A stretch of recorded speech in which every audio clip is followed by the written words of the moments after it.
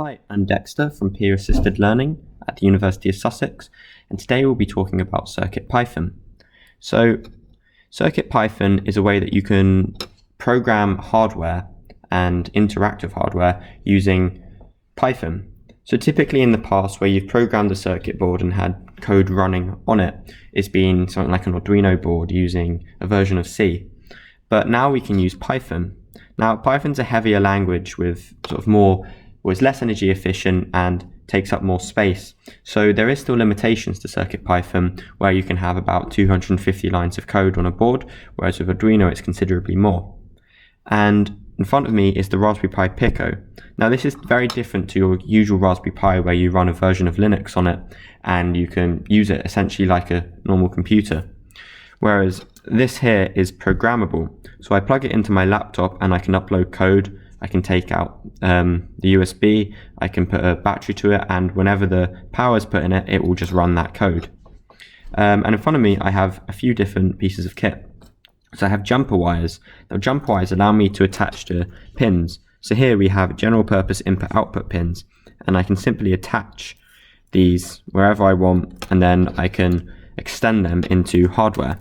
So this is a breadboard. Now breadboards are really great for prototyping because you can see all these dots on each column are connected. So if I was to put an LED in the top one, then that means that this LED will be connected at the same pins because they're in the same line. So they're really great at interfacing with hardware, because you might want, say you have a power cable, you might want multiple pieces of hardware to be connected to that. And here we have an ultrasonic rangefinder. So this uses ultrasound to beam out towards an object and bounce back, and it measures the time and calculates the distance between where the sensor is and where the object is. So let's have a look at plugging this in. Now I've already uploaded a piece of script which puts pin 25 on and off every second. So you can see there's an LED flashing. And you can also get the wires. So I just color code them. So brown for ground and red for 3 volts. So I put the ground there. I put the 3 volts on the 3 volt pin. And what's nice about these boards is you can see that they've got written which pin's which, so you don't get lost. So I can now attach that to the breadboard. So that means that this whole line here will be connected to 3 volts, and this whole line here will be connected to the ground. So in fact, I will just move that closer. So now if I wanted to put an LED in, I can get the longer end, which will go to the 3 volts or the GPIO pin, and the shorter end, which goes to the ground. So you can see, whoops, I think that was a dodgy LED. I think they're all a bit dodgy. Let's check that my wiring's correct. Here we go. There we go. 2 dodgy LEDs. So you can see here that the light's on.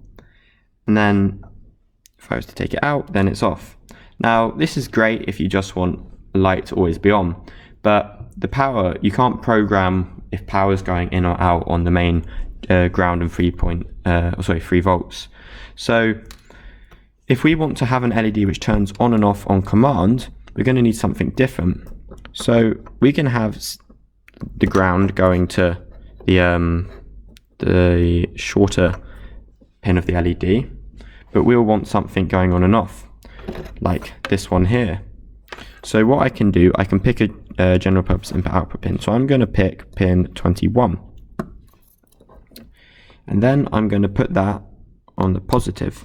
Now this isn't programmed to do anything at the moment, but then if I was to change the pin to pin 21, then I can stop my code and I can run it. And now you can see that that pin's turning on and off every second. We can now look at the code. So to begin with, we're going to import 2 libraries. We're going to import the machine library, from machine, import, and specifically pin, so that will allow us to output to a specific pin or receive input should we want it. I'm also going to import uTime, which is pretty much the time library. And then I can define my pin. So we'll call it LED equals pin So this is the number, so I'm going to do GPIO 21, and then I'm going to do pin.out. So that's defining there's going to be an output pin. Now I'm going to do while true. So this is just going to keep running. This is going to be sort of our main code, and I'm going to save it as I'm going to do utime.sleep1. So every second I'm going to delay, and then I'm going to do led.toggle. So toggle will toggle it on and toggle it off. So if I was to run that, now my code will execute an LED going on and going off. So let's look at the ultrasound sensor. So on the back you can see it's got 4 pins: ground, echo, trigger, and VCC. So ground will be attached to ground as you would expect. So I can get my pins and I can go to ground. So there's another ground down here, so I'm going to use that. And I can attach that to the ground. And then the VCC is what will connect to our 3 volts. So I'll attach that, and then I will place that on the 3 volts. So next we have this echo and trigger pin. Now these can connect to whatever I want them to be in the code. So the the trigger, I have put as pin 3, and the echo I have put as pin 2.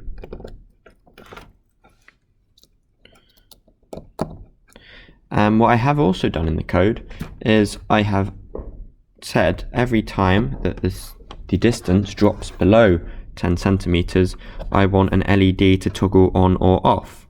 So I can put the negative pin in with the ground.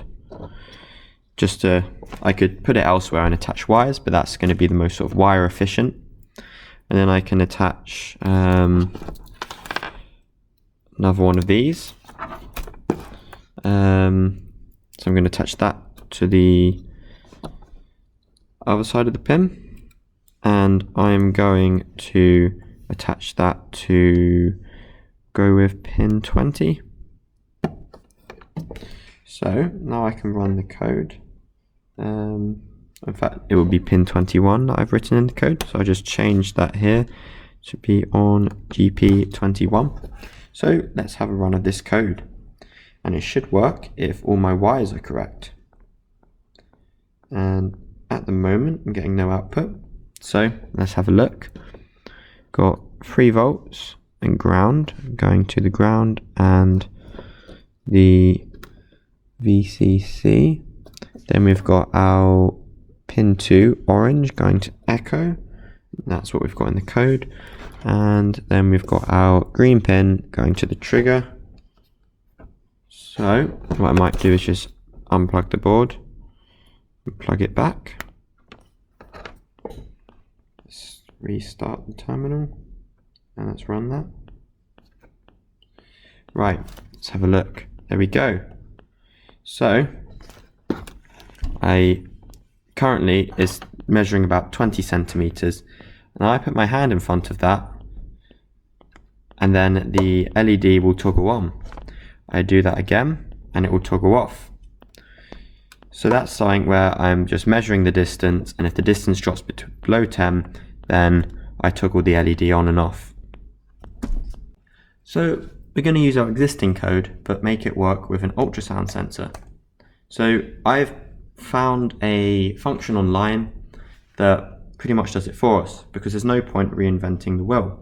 So what happens is we send a low amount to the trigger pin, we sleep, and then put a high amount of the trigger pin. So that will signal the device to send out a beam.